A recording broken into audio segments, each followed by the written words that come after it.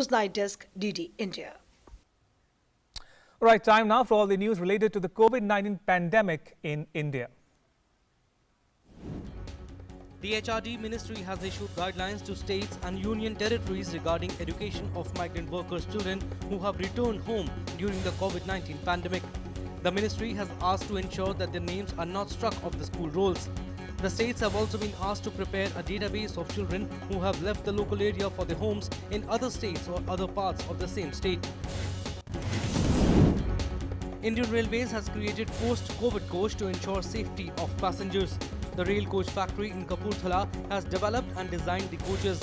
It has designed improvements like hands-free amenities, copper-coated handrails and latches, plasma air purification and titanium dioxide coating for COVID-free journey in the trains.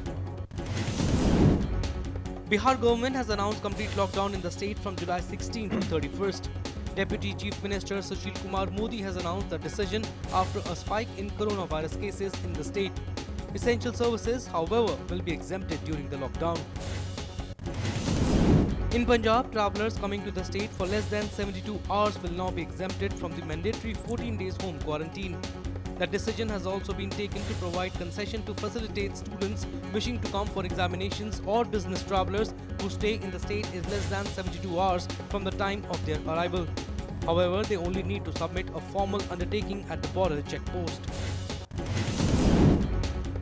Delhi CM Arvind Kejriwal has inaugurated a plasma bank at the Lok Nayak Jayaprakash Narayan Hospital for the treatment of COVID-19 patients. It is the second such facility in the national capital.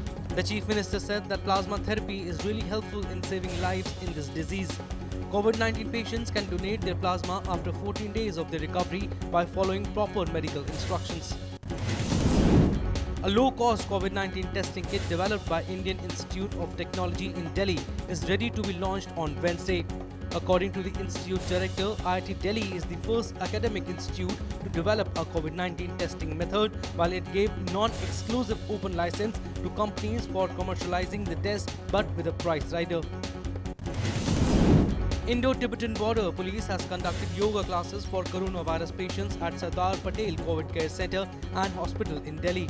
In this largest COVID care center, inmates are being taught yoga to reduce stress and boost physical strength to fight against the virus.